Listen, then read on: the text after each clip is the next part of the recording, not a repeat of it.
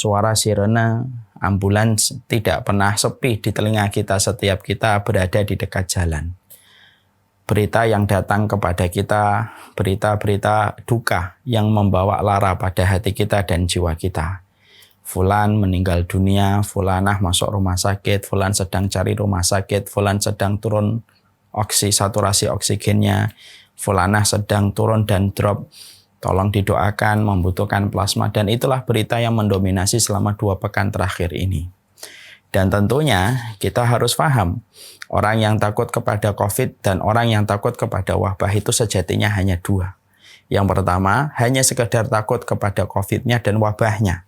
Dan dia tidak mengkaitkan itu dalam konteks keimanan dia kepada Allah. Orang-orang semacam ini biasanya hanya peduli dengan vitamin, hanya peduli dengan obat, hanya peduli dengan vaksin. Karena sesungguhnya ketakutan dia hanya kepada COVID-nya dan tidak dibawa pada konteks keimanan dia kepada Allah. Ada kelompok yang kedua, yaitu kelompok yang mereka takut kepada COVID, sebagaimana perintah Rasulullah supaya kita berlari dari wabah sebagaimana larinya kita dari singa, tapi takutnya itu dikaitkan dengan konteks keimanan. Akhirnya setelah dia berikhtiar, setelah dia menjaga protokol, setelah dia berusaha untuk higienis di dalam kehidupan dia ketika dia selalu cuci tangan dan menjaga protap kesehatan, setelah itu dia bawa ketakutan dia kepada COVID dalam konteks keimanan. Maka dia menambah sholatnya, menambah doanya, menambah zikirnya, menambah tahajudnya. Karena sesungguhnya mati itu satu, sebabnya itu banyak. Yang kita khawatirkan bukan sebabnya, tetapi yang kita khawatirkan adalah bagaimana kondisi kita ketika sebab itu menghantarkan kita kepada kematian. Makanya semoga kita termasuk orang yang tidak pernah letih untuk berusaha menjadikan ketakutan kita kepada COVID ini adalah ketakutan yang membawa konteks keimanan. Dzikirnya menjadi tambah, setiap kita keluar rumah dzikirnya kemudian kita perbanyak. Setiap kita pulang ke rumah, maka kemudian kita memperbanyak doa. Dalam setiap sujud-sujud panjang yang kita lakukan, kita memperbanyak dzikir kita. Dan itulah sejatinya yang harusnya kita lakukan.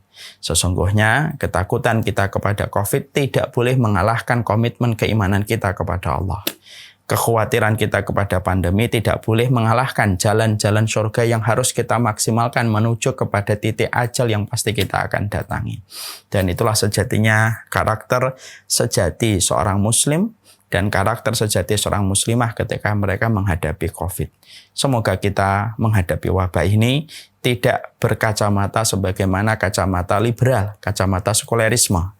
Orang yang memakai kacamata sekulerisme ketika dia melihat COVID, maka dia tidak melihat adanya Allah dan tidak tumbuh ketakutan dia kepada Allah. Melihat COVID hanya kepada data, melihat COVID hanya kepada angka, melihat COVID hanya kepada vaksinasi yang dia harus suntikkan ke tubuhnya. Tetapi sesungguhnya ketika kita membawa COVID ini dalam konteks keimanan, itulah yang menjadikan kita senantiasa ketika kita melihat COVID ini dalam konteks keimanan, maka sesungguhnya ini menjadikan suasana yang kondusif bagi kita, menjadikan tanah subur pada hati kita untuk menambah ketaatan kita kepada Allah Subhanahu wa Ta'ala. Inilah yang menjadikan kita memahami bagaimana kita berhadapan dengan COVID dan bagaimana berhadapan dengan wabah. Lah tentunya itu pula yang tepat ketika kondisi yang semacam ini kita akhirnya mempelajari tentang referensi-referensi tentang kematian. Karena berita yang berseliweran, berita yang ada pada beranda handphone kita, yang berada pada feed kita adalah berita tentang kematian, semakin menambah semangat kita untuk mempelajari tentang bagaimana rumpun ilmu yang akan memberikan kepada kita sajian terbaik supaya kita memahami referensi tentang kehidupan di akhirat. Nah, semoga inilah yang menjadikan kita mempelajari kitab At-Tadhkirah yang disusun dan dikarang oleh Imam Al-Qurtubi supaya semakin banyak referensi yang kita miliki karena sesungguhnya mati itu pasti.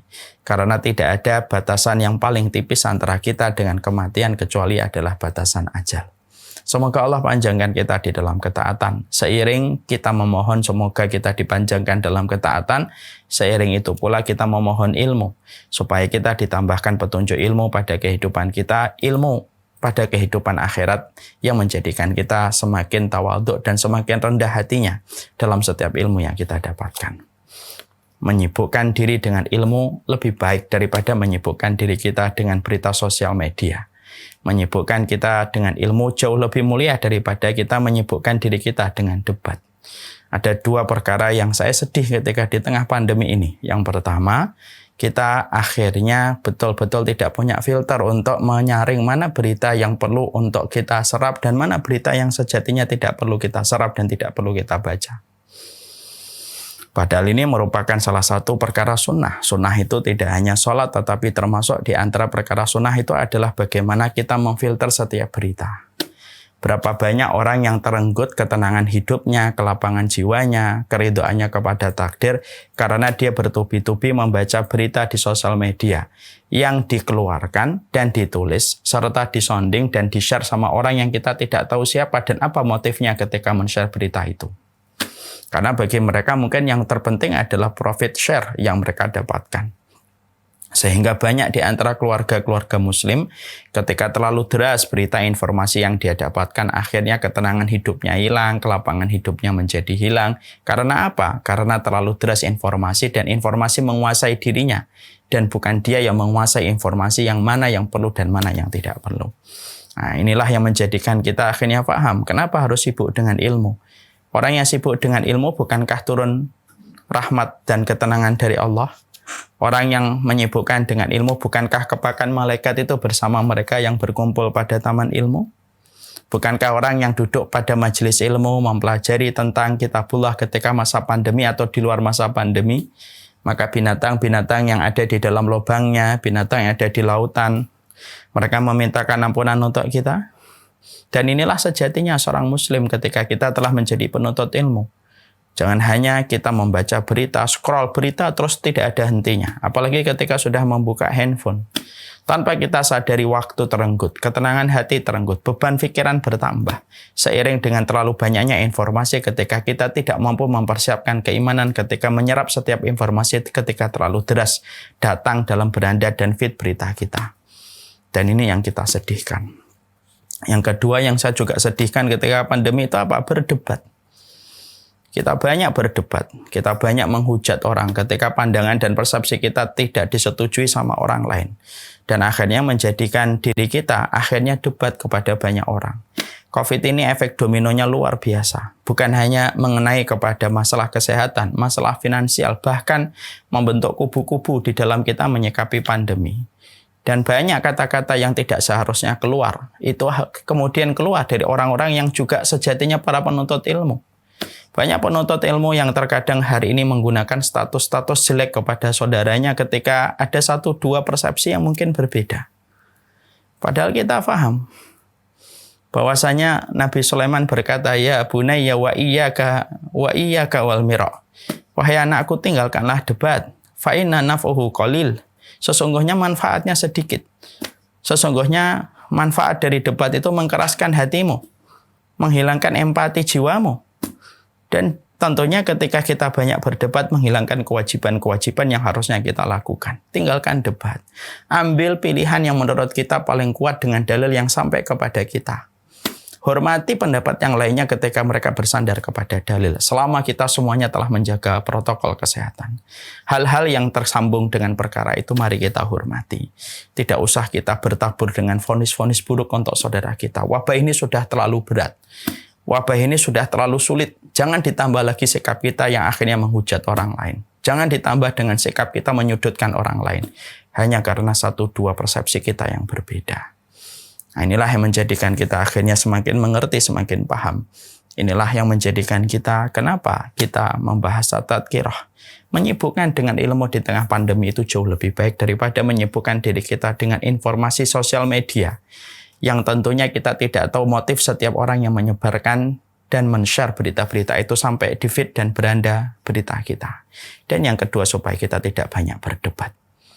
Mari kita sikapi COVID ini dengan protokol yang kita jaga, meningkatkan imun tubuh kita, menghindari diri kita untuk tidak membahayakan diri kita dan membahayakan orang lain. Adapun masalah yang berkaitan setelah itu, mari kita hormati setiap orang dengan apa yang mereka miliki dan kita sibukkan dengan empati, kita sibukkan dengan kebaikan yang kita sharing kepada orang lain. Daripada kita hanya berdebat Yang sejatinya tidak ada yang bertepuk tangan ketika kita berdebat kecuali adalah syaitan. Rasulullah Shallallahu Alaihi Wasallam menyampaikan dalam satu berita yang hak, banallahu baitan fil jannah man tarakal mira wa in kana muhiqqan. Sesungguhnya Allah itu akan membangunkan sebuah rumah di surga bagi mereka yang meninggalkan debat walaupun dia benar di sisi Allah Subhanahu wa taala. Semoga jangan sampai pandemi ini sudah menjauhkan kita secara fisik, sudah menjauhkan kita dari majelis taklim, dan jangan sampai dengan COVID ini justru juga menjauhkan hati kita semakin jauh hanya karena kita tersulut dengan perdebatan-perdebatan yang sejatinya perdebatan itu timbul karena tidak ada komitmen kita untuk saling menghargai.